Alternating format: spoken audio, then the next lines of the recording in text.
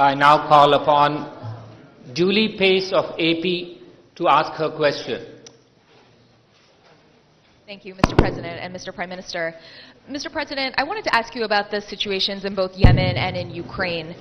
On Yemen, you've held up the U.S. counterterrorism campaign there as a model for what you're hoping to achieve in your mission against the Islamic State group. How does the political upheaval in Yemen affect U.S. efforts there? And will it cause you in any way to retool aspects of your broader counterterrorism strategy? And on Ukraine, pro-Russian rebels are again launching new offenses. How at this point can you justify not taking a different approach, given that the Minsk agreement has all but failed and sanctions may have had an impact on the Russian economy, but they don't appear to be changing Russia's calculus when it comes to Ukraine? And Mr. Prime Minister, I wanted to go back to climate change. White House officials have said that they hope that the recent U.S.-China agreement can spur countries like India to make similar commitments to cut emissions. I'm wondering if you feel any pressure to take that kind of action because of the China agreement, and can a Paris climate summit produce a substantial result without that type of commitment from India? Thank you. Good. Well, first of all, with respect to Ukraine,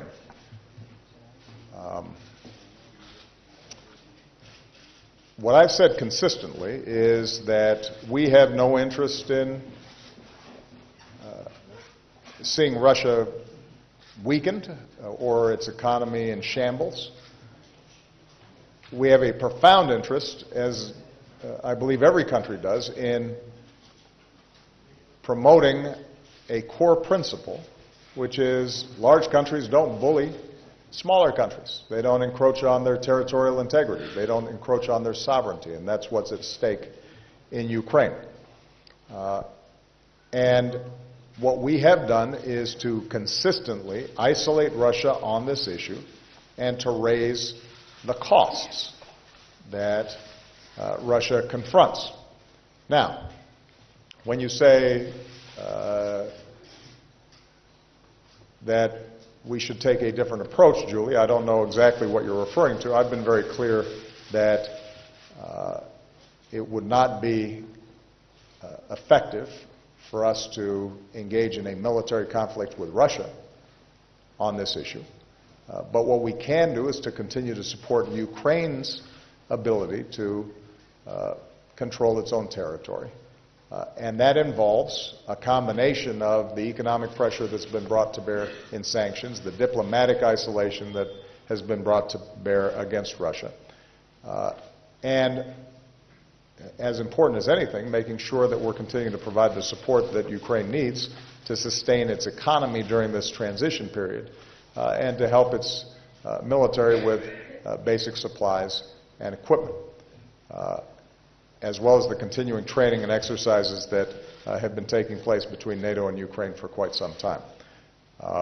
We are deeply concerned about the latest break in the ceasefire and the aggression that these separatists,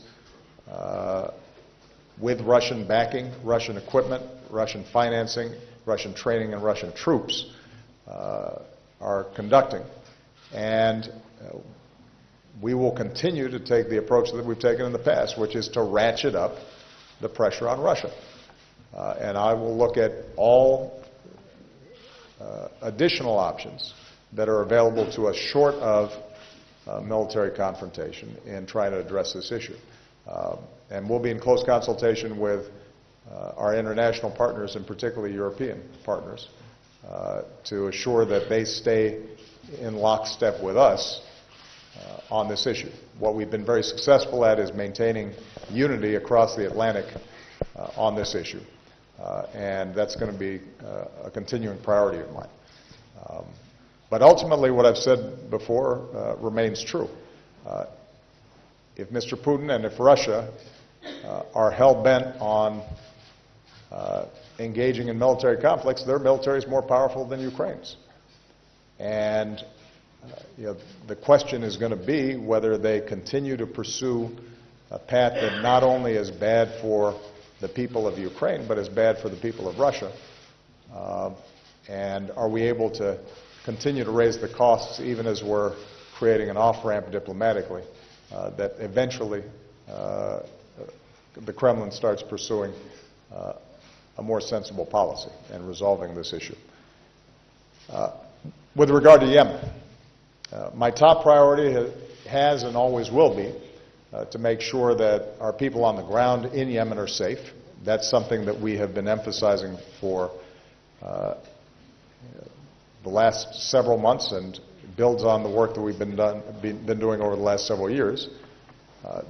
It is a dangerous country in a dangerous part of the world. A second priority is to maintain our counterterrorism pressure on al-Qaeda in Yemen. And we have been doing that. And I saw some news reports that suggested somehow that that counterterrorism activity had been suspended. That is not accurate. We continue to go after high-value targets inside of Yemen, and we will continue to maintain the pressure that's required to keep the American people safe. We are concerned about what has always been a fragile central government and the forces inside of Yemen that are constantly threatening to break apart between north-south, between Houthi and Sunni inside of Yemen, and this is one more sequence in what has been an ongoing turbulent process inside of Yemen.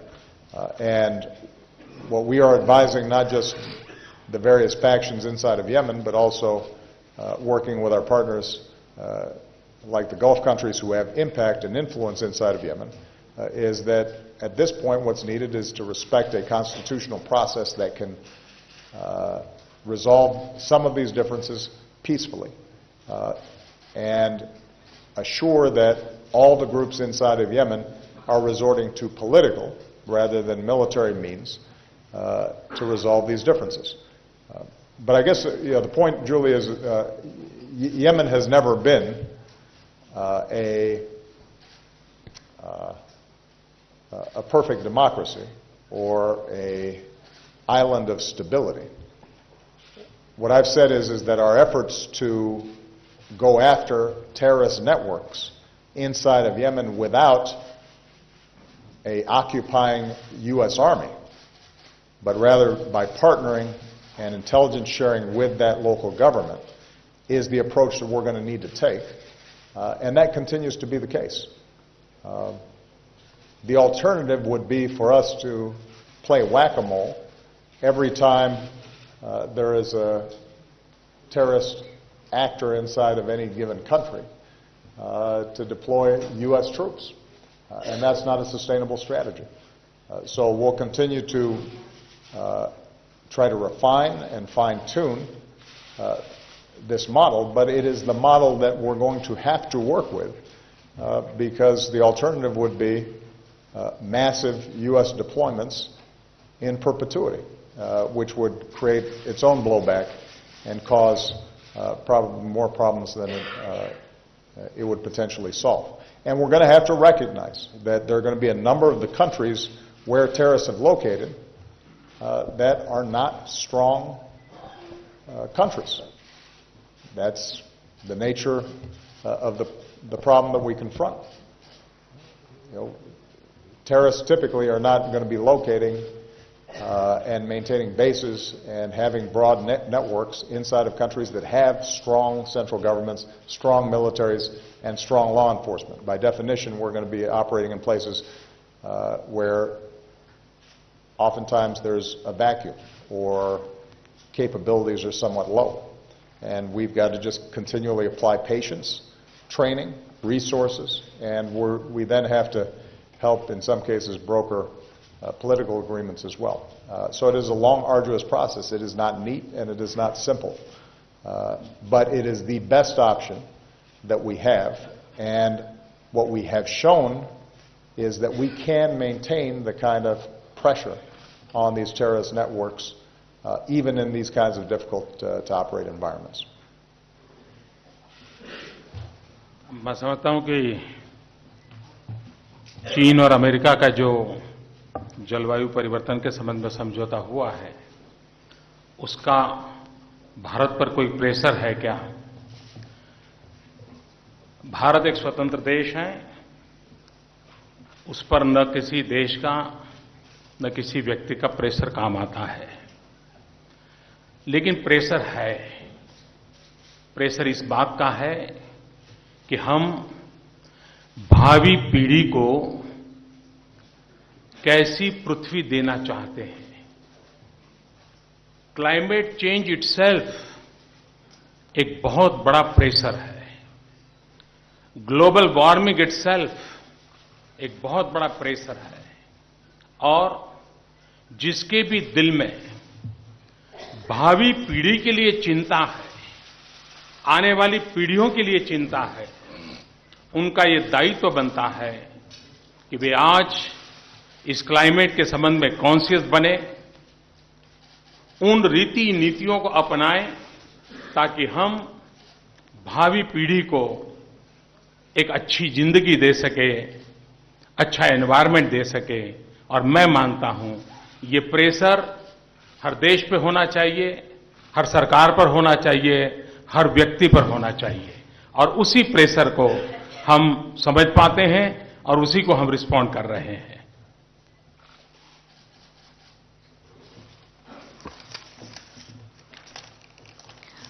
It's my feeling that the agreement that has been concluded between the United States and China does not impose any pressure on us.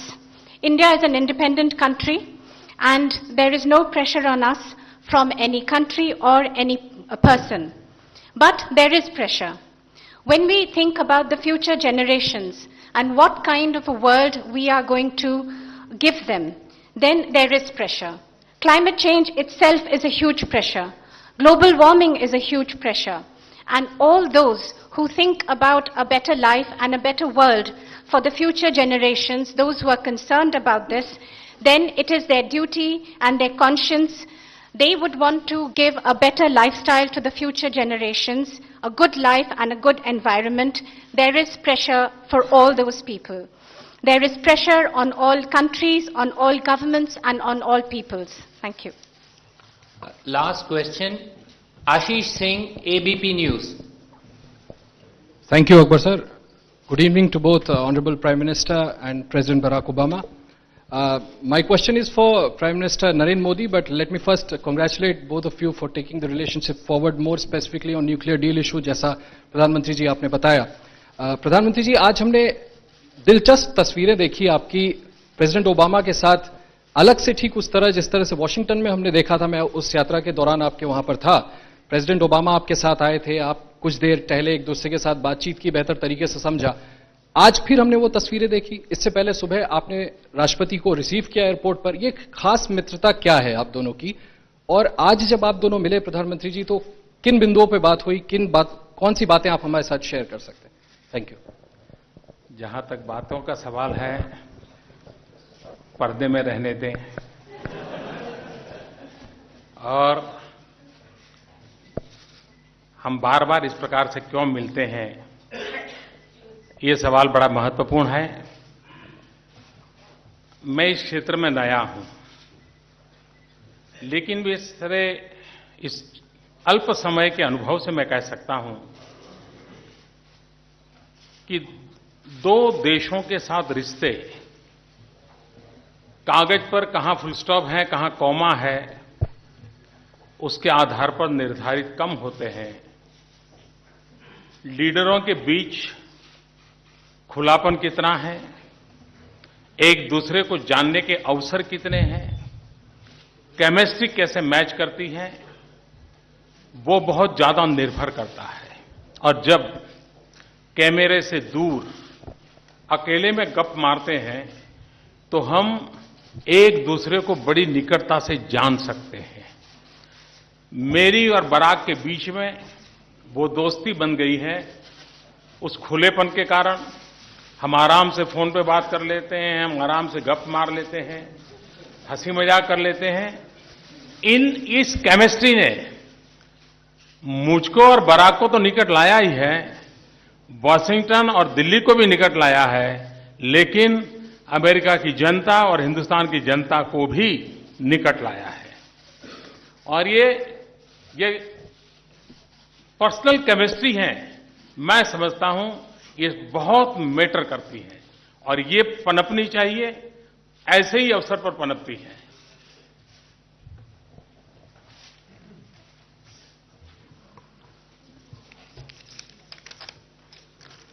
Yes, we had talks and Question.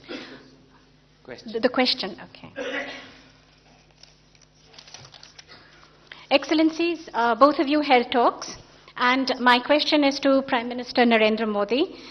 You've held delegation-level talks, but we often see, as you did in the US, both you excellencies, beyond the delegation-level talks, go into a huddle and hold talks tete-a-tete.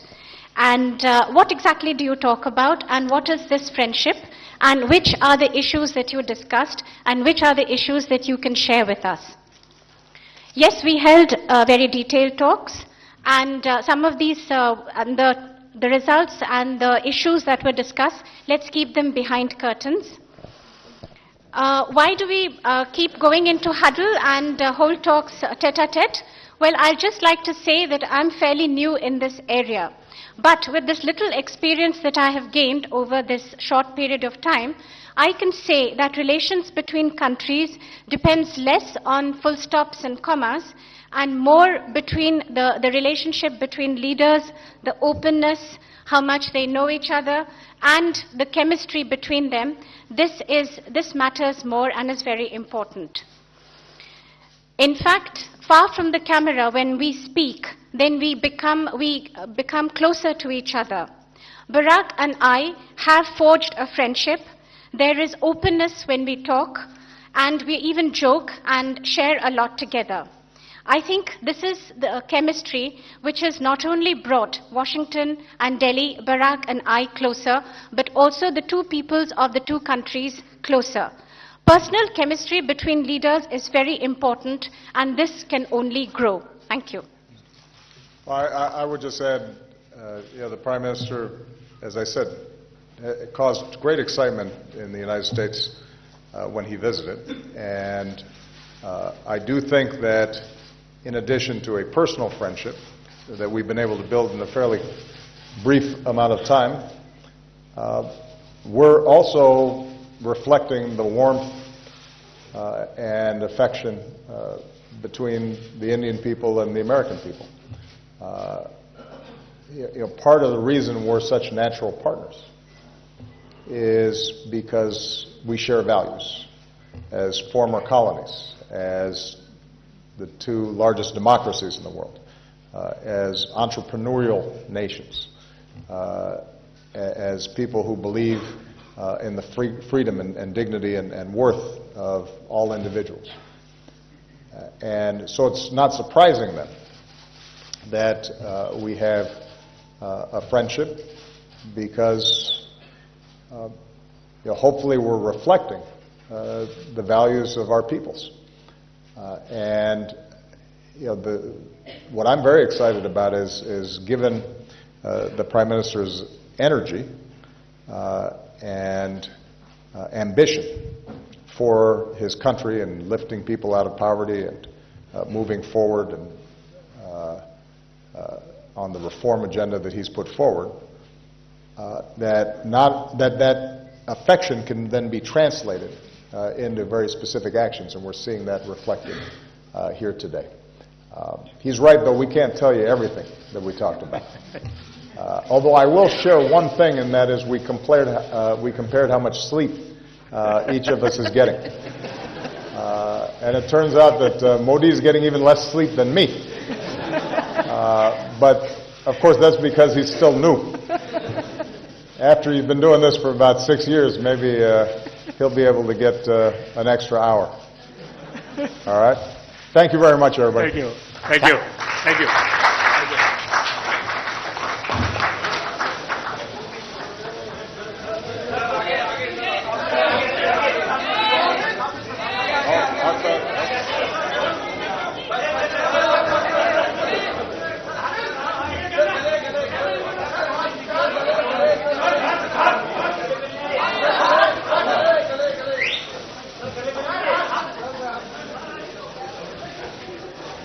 Thank you very much, ladies and gentlemen. We come to the end of this event.